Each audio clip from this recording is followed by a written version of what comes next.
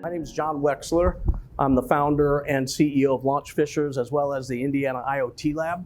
I have a history in innovation-driven entrepreneurship, a little bit industry agnostic in the things that I do, but generally it has to do with software and tech and disruption in general, which is probably a theme that's stuck with me my whole life. I'm good at that part, at least. So I want to introduce our panelists here, and then I'm going to take a seat. We'll kick it off first. Let each of them maybe say a few words about themselves, starting off with Noblesville Mayor Chris Jensen. Well, thanks, John. Good afternoon, everybody. It's great to be with you. I called Mayor Fadness last night to make sure it was okay that I crossed the 146th Street border. The visa's only good for 24 that's hours, perfect. I just want to tell you.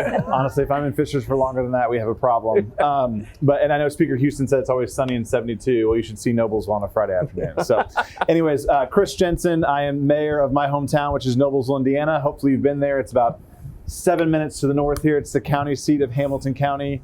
I'm in my first term, came in January 1st of 2020. Heck of a time to become mayor.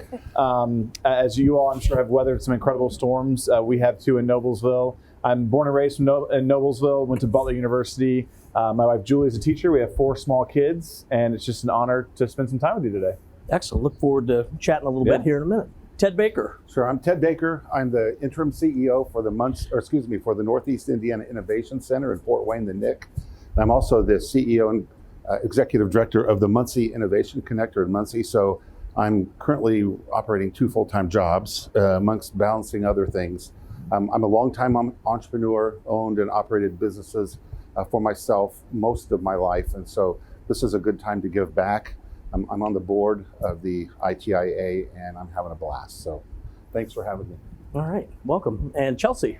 Hi, I'm Chelsea. I'm the VP of Operations at Generator. Generator is a platform for the creative economy where we run accelerators for early stage startups, artists, musicians, and also programming for upskilling to bring talent to all of those different startups that we're assisting. And prior to Generator, I worked at a startup here in Indy as well as a private equity firm here, and I'm a Butler alum too. Awesome, welcome. And from Lafayette, Juliana.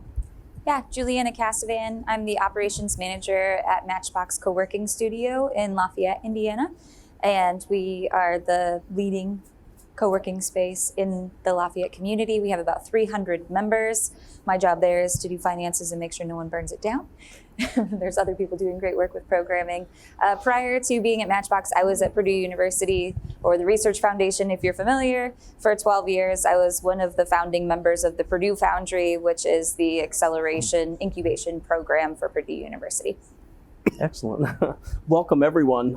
We have a fantastic panel gathered on the stage, so I want to encourage all of you as you're listening along. If you have questions here in just a little bit, we're going to open up. I have a few, but we'd love to hear from you as well. I want to take full advantage of the experience on the stage here.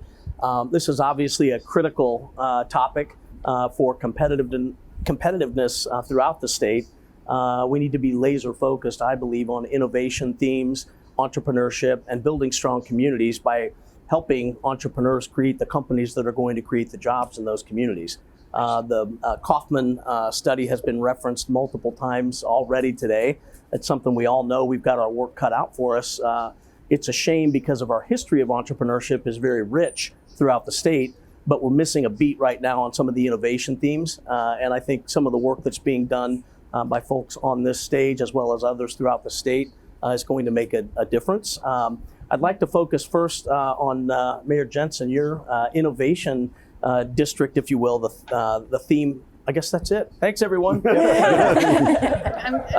No, this is my fault because I asked Molly at 10 o'clock last night to put some slides up for me. Oh, that always works. Like every great panelist. That's always great when you do like the last minute change. Yeah. And yeah, no. Yeah. Well, we'll work through the AV. It's going to be really pretty when it comes up.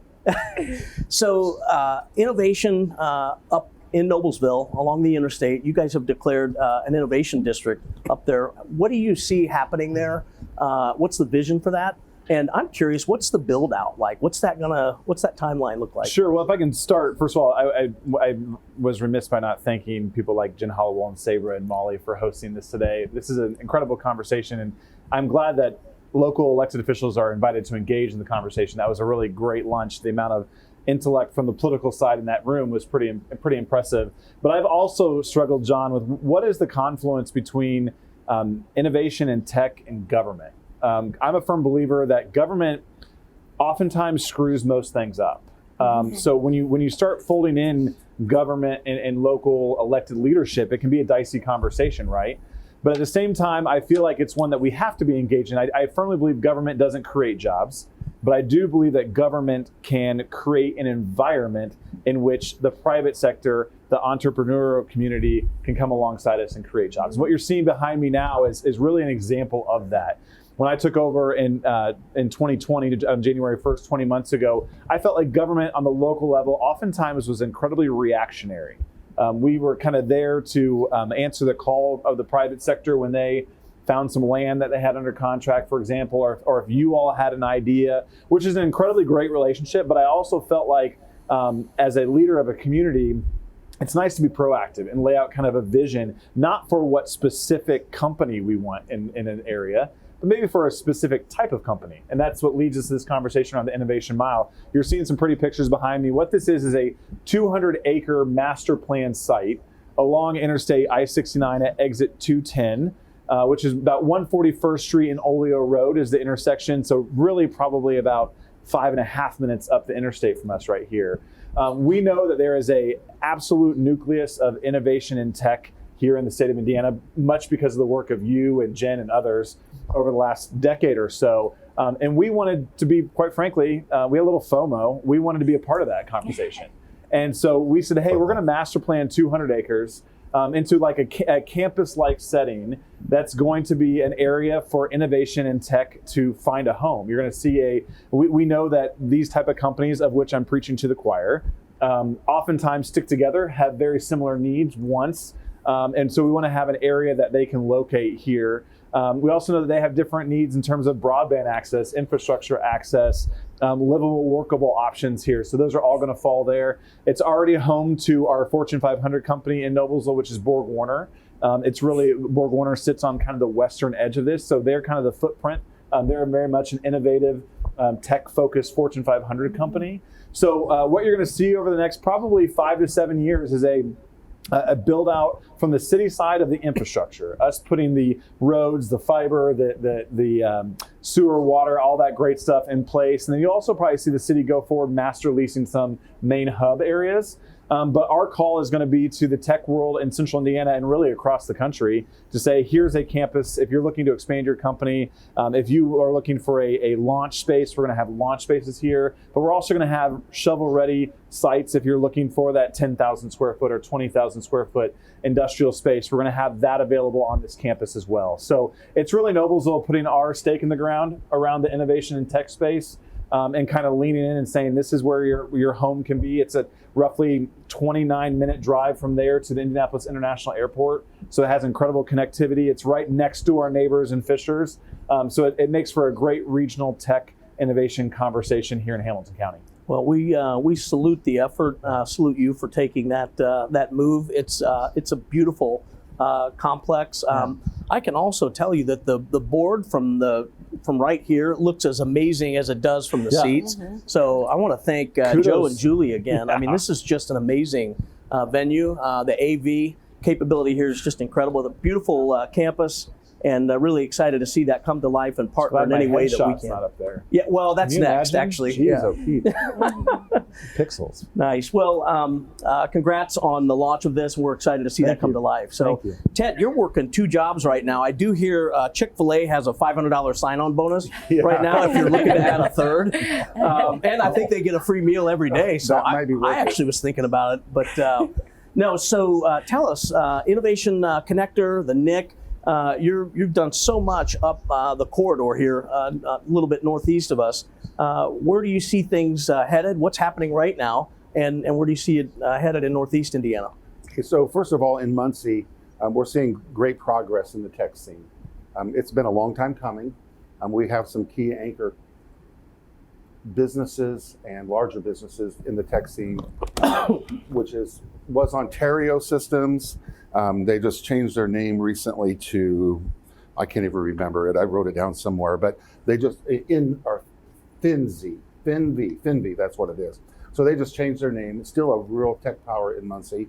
We have a company called Accutech, which is software into the investment area, and so they're growing leaps and bounds. They just opened a new facility downtown Muncie, which they took an old building and totally renovated it. From there, we're seeing some advanced manufacturing coming into our community. Just recently announced CanPack, which is a huge company coming in, and another one called INOX. So we're starting to see more and more happen, but it's really happening on the grassroots level. So at the Innovation Connector, we're seeing more and more startups as far as the small tech-driven type of innovation and such. We are in a self-contained certified tech park in Muncie, and it's interesting to note that in our tech park, we have 1,238 employees, just in a little small area, with an average wage of over $65,000. Now, as a mayor, wouldn't you like to have something like that? Yes, please. And so we've seen that growth come along. Now, Fort Wayne's a lot different. They're very, very tech heavy, and what I call they're very tech vibrant. And they have defense contractors up there. They have Parkview Hospital, which is just really killing it on some med tech. They have FinTech there. They have InsurTech going on. They have the IU School of Medicine, Purdue, Fort Wayne. There's just a plethora of investment going on in that tech scene. And it's really exciting to see this happen. However, since I've been there since July, we've located or noticed there's 27 separate entrepreneurial support organizations in Fort Wayne. Am I correct on that, Dan? About 27? And I think what I've seen is they're starting to figure out how to work together. And that's going to be a real big key. Fort Wayne also is its own certified tech park with 39 businesses, 664 employees just in that area. And they have about the similar average wage of about $65,000.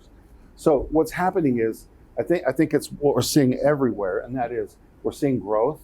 Even in Muncie, you think, well, Muncie's kind of has been written off before, but we're not. And we're a growing community now, and we're seeing a lot of things happen in specialties within our community. Like we're working in Muncie with Ball State University on the Ball State Sports Link. I don't know how many of you have ever heard of that. They do ESPN programming and such, and we're taking that into the high schools to train kids. Just amazing things like that. Esports is real big in Ball State and Muncie. We're getting involved with that. And also a lot of tech innovation with elementary and middle grade students. So all of this to be said, things are happening in a positive way. Thank you. Excellent. Great work that you're doing there. Thank you so much for sharing that. Chelsea, I want to jump into Generator and G-Beta. A few years ago, you introduced one program in Indiana, and today you have about 10 different programs in communities throughout the state. What has been the impact of the work that you've done, and where do you see that headed in the future? Yeah, when I first did the first G-Beta Indiana program, which is a pre-accelerator for early stage businesses, it was really just focused on Indy. And it was thanks to our amazing partners at the IEDC and actually Jason Whitney from IU, who was the original reason that Generator came to Indiana. And at that time, like everybody knows, Indianapolis has a ton of great tech startups. So it was a wonderful place to be. We were the very first public application-based accelerator here. But since then, we've been able to really expand in two different ways. And I think this really speaks to the innovation that's going on across the state. We expanded geographically. So we have G-Beta programs in Fort Wayne and Terre Haute now, and we're able to just focus on supporting the startups that are coming out of those really great communities. But then we also expanded from an industry level. So being able to look at the industries that Indiana really loves and is creating great innovation is, and double down on those. So we have G-Beta Ag Bioscience now, which pulls a ton of the great Purdue Foundry companies, of course, as well as many others from across the state. We this year are introducing G-Beta programs for IoT and smart manufacturing. We're doing 5G program. We are doing a program for autonomous vehicles and future of roads. And so all of that is really just being able to pull out the technology and innovation across the state and really continue to accelerate and support that. And then in addition to those things, we have been able to bring some of our other programming here as well. So we actually have our 3rd annual Honor in Manufacturing Conference taking place next week. Usually it's at Baker's Lifer. That has a new name now. But it's usually there. It's virtual this year. But we have about 350 one-on-one meetings taking place between startups in the manufacturing industry and venture capitalists and corporations in the industry, which is just another great way to highlight something that Indiana is so great at with manufacturing, and especially with smart manufacturing. And then we also have been able to have some great partnerships doing our upskilling programs here. So we've done an upskilling program in Indy, thanks to 68 Capital and Kelly Jones, and another one in Bloomington with our partners at the Mill. So I think a big part of our expansion and our success in Indiana has been all of those great partners. Ted, Juliana, John, you all have really wrapped your arms around us, and that has helped us be able to continue to support that type of growth. Well, it's been fantastic to see. It's a welcome addition to the startup and innovation landscape. So continued success there. Thanks, John. Excellent. Juliana, you've done a lot to drive startup activity and innovation in Lafayette, not only at MatchBOX, but in your previous role at the Foundry. One of the things that's a common theme we hear quite a bit of discussion about is retaining that talent, university talent that we grow here. How can we best harness that and help that drive startup activity and innovation in our communities throughout the state? Yeah, so I love this question, and it's something that I'm very passionate about. Prior, when I was at Purdue, one of my responsibilities was being the operator, mostly the adult in the room, for the Anvil, which was the student incubator and kind of co-working space. And so I worked with the students for 5 years running that operation. And so being close with the students and seeing them constantly exit and leave me and go to San Francisco, and I was like, why? Like, why can't we keep you here? Like, what can we do to keep you? It's something that I really care about. And I also am a really big believer in customer discovery. So in knowing that this question was coming, I did my customer discovery, and I actually reached out to a bunch of the students that I worked with that are no longer in the state of Indiana to see what was the answer, right? Like, why are we leaving the Midwest? And what are ways that we could keep them here, or what were the reasons why they really left? So I'm going to refer to my notes real quick because I got some really great answers. My favorite one is always get an ocean, mountains, and better weather. So if anyone can work on that, that would be great, right? So this is one of those easy answers where it's like, okay, we can do nothing about that, right? Like if your number one reason is really that, then yes, you're always going to end up somewhere else, and that's fine. So, those are one of those things that we can't easily fix. But one that came up secondly was opportunities in upward mobility.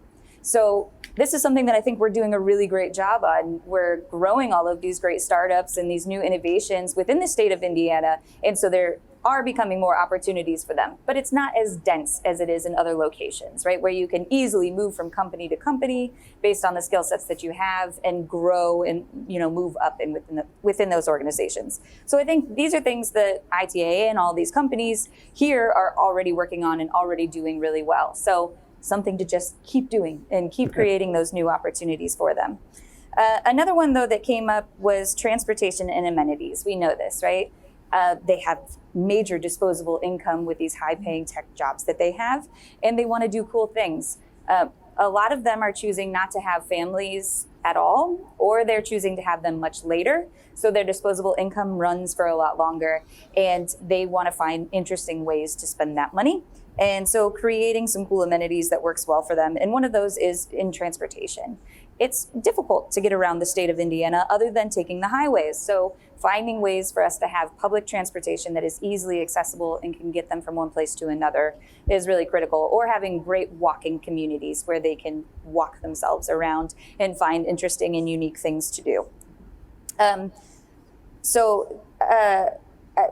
Another thing, though, that came up was values and acceptance. And I think this is a really interesting one. And Governor Holcomb kind of hit on this a little bit earlier, talking about our values that are in the state of Indiana. And we have these very traditional, sometimes considered conservative thoughts about, lifestyle and things like that. And that can work for us or against us, and really thinking about how do we want to leverage those values that we have and the way that we are being very humble, being hard workers, but also, having some of those traditional values, but being accepting of others, right? So I think all of the diversity, equity, and inclusion type of things that are happening is really helpful, but just continually being open to diversity in lifestyle and ways of living. So, and family structures, right? Being uniquely different. Another one is focusing on Main Street development. So this is actually going along with that amenities part of it. So with ITIA and other organizations like this, I think everyone's doing a really great job growing these tech startups, and we have these awesome tech communities starting to grow, but they need the main streets to support them, and someone needs to support the main streets because they're struggling as well, right? We saw what happened to them during COVID, and we need to figure out ways to support them. So I think, considering putting investment in how we support new small businesses that are going to be ultimately serving and working for those startups, right? Not the employees that are going to be in the startups, but the people who are going to be providing them with the amenities and the entertainment kind of stuff.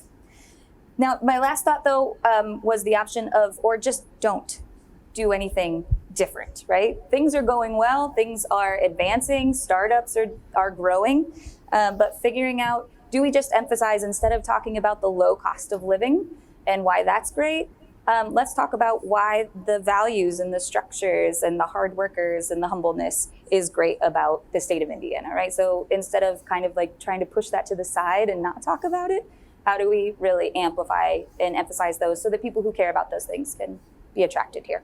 Yeah, good thoughts. A couple of themes that I've heard now have to do with generally what we've always thought of in Fishers as 21st century infrastructure, right? Broadband, co-working, culture, the general atmospherics around the environment for entrepreneurship and innovation. I'd like to kind of double click on that for a second and kind of go back through and see if any of you have examples of communities that are doing it great. We know our neighbors to the north are doing some exciting stuff, but on the softer side of this, or how you build this culture or this ethos, right? I love the Hoosier humility theme, but it really bothers me when it goes to inferiority. And I go to some communities and you see them just kind of heads down and that's never going to work here. Old Joe tried it once and, now look at him, and, stories abound. But how do we build communities up with the softer side of things to support entrepreneurship and innovation? Mayor, I don't know if you have any thoughts on that. Yeah, I think I liked your point about Hoosier hospitality. We talk about that a lot in Noblesville too. Noblesville is the historic city in Hamilton County. It tends to get stuck at times in the way it's always been done. I think the way we foster this type of innovative culture is what we did is we kind of put our flag in the ground and said, here's 200 acres that we're going to lean in on. We're going to master plan. We can still have a great cultural downtown with a historic square. I love your point about Main Street as well. Noblesville is built on the back of small businesses, different than what we're talking about here today. But the coffee shop, the Italian restaurant, the steakhouse, we can still support all that on the banks of the White River in downtown Noblesville, while also then 10 minutes away on the eastern edge of our city having an innovation mile that kind of forces us to walk and chew gum at the same time. It then makes Noblesville more attractive to millennials or entrepreneurial folks while still having that historic charm. So I think it takes some city leaders who are willing to not get themselves stuck in one rut, but that are willing to walk and chew gum at the same time and kind of lead. I always say leaders are elected to lead their community where not only where they honor their history, but where are they going in the future? And that's the thing that we in our household love about what Noblesville has done. Is that traditional town square, right? Moonshot games. Yeah. You can come in and get a board game. You can take home and play it with Jason. That's a shout out for you, buddy. Yep. Jason Manship, tech entrepreneur that has kind of come back around in the more traditional sense of entrepreneurship. Having a community that's hospitable for that virtuous cycle of startup success and then reinvest, I think ought to be an example for every community. So love seeing that happen in Noblesville.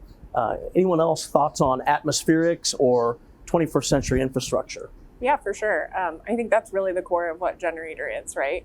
Our mission is be the best partner for a community to invest in its best and brightest. And we can't do that unless our programming and our products support every facet of that, which is exactly why we have accelerators for artists and musicians. You can't attract great tech talent to your startups unless you have artists and musicians there to provide the entertainment, provide the amenities that they're looking for. We have actually been able to run our very first G-Beta Main Street program here in Indiana, thanks to the ISBDC support, in order to really double down on those Main Street businesses, which again, we can't have great thriving tech startups unless we have those there as well. So really just figuring out those ways that we can support the community as a community, and really every single part of what that means, that's really what we're here for and what we're trying to do in Indiana. Juliana, anything? Yeah, so I think risk tolerance is one of the things, that can be good and bad about the Midwestern culture. And I think increasing that risk tolerance in different kinds of ways. So not just investment, although that being one of them, but, for MatchBOX, one of our critical things that we focus on is people who are doing business in interesting and innovative ways, right? So that could be with an interesting restaurant concept that you're doing downtown, or it could be with a new SaaS model, that you're starting as well. So I think it's just supporting innovation in general by saying, that sounds interesting, let's try it, right? And just putting forth the effort, giving it the resources that it needs, and allowing it to happen. I had students, one of them that reached out to me, 25 years old, graduated from Purdue when he was 22, went out to San Francisco with a startup, and at 25, him and his buddy have a stealth startup that they still haven't told anyone what it is, and already have $1.5 million. They're 25. They have no experienced entrepreneurs on their team with them, right? It's just the two of them. So I think it's just people being like, let's give it a try. Let's just see what happens, right? I don't know, what are they gonna come up with? And so increasing that tolerance for just exciting new opportunities in whatever form it might be, not just, startups and high tech, but also what's happening with local-based businesses, entrepreneurs who are coming back around to more of that traditional model. Well, and the other interesting thing about that is failure as a phenomenon, right? It feeds the ecosystem. It's a strange thing in the innovation economy, but just like a rainforest, when a giant tree falls and hits the ground, it's dead when it hits the ground, but everything that's in that trunk and on that tree is going to feed the earth, that's going to regenerate other new species that we might not even know exist. The same thing happens in innovation. I would point out very quickly, anybody that knows me has heard this, but the paper, there's a white paper called A Tale of Two Entrepreneurs. If you have an interest in this topic, I would strongly encourage, it's now about 8 years old, but an MIT professor by the name of Bill Illett wrote this with one of his peers, and it discusses the difference between innovation-themed entrepreneurs and so-called small and medium business. And they have two different roles, equally important in their communities. But I just want to make sure that I mention that because I try to do it at every opportunity. If we have questions from the audience, I would love to, in the final 10 minutes or so that we have, make sure that we're addressing everything. I will go all day, so you guys feel free to tell me you get it. If you have a question, please raise your hand and we can get a mic to you. Hey, John, can I give a quick kudos too on this topic of creating a culture? I'd be remiss if I didn't give a shout out to the mayor of the city of which we're sitting in right now, because Mayor Fadness, I think, has been the leader of creating a culture of tech in a city. Fishers, I always say 5 minutes ago, had about 10 residents and now has 90 some odd thousand residents. But I think there was a real cross point of their identity, 10 years ago when they became a city, of where do they go from here? And you, alongside Mayor Fadness, kind of leaned into, let's lean into the tech space. Let's start an idea of launch Fishers and look what the culture you created in 10 years. So I think not only is that just a lesson in leaning in on a vision, but also a lesson in that may take some time to create culture. That didn't happen overnight. Again, I'm probably speaking for you here, but I just wanted to give a shout out to Mayor Fadness because he's not here, but he really led the charge in terms of create a culture of tech. Oh, come on. I didn't mean for you to clap for him. Hey, John. Somebody tell him I said that too, please. Hey, We'll John. make sure he knows then, Mayor. One of the things I think also when we think of this topic is we've got to change the mindset of people. And if we're looking forward to growth and such, and the mayor even mentioned it, but a lot of that happens in the leadership levels. And so I think that's really important to make sure that we kind of change the narrative and change the story. The governor this morning talked about telling the story, and we have to tell the story. If we don't tell it, no one else will. And I found out when you start telling stories and people become informed a little bit more, they kind of join you. And so instead of saying our community's down and out, heck, Muncie, we lost 30,000 blue collar jobs from big factories, and people were just saying, our community is going to die.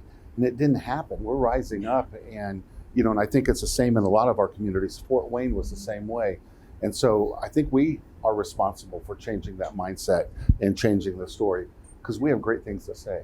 Well, I would say to the roots of why we actually have this association, right? Policy matters. Electing leaders that get it matters. We need more people that are willing to lean in on these great ideas and get out of the blame game, kind of politics that the governor talked about at the end there. I think it's a great opportunity right now for us to continue the trajectory that we're on. So couldn't agree more. There was a question right here. Yes.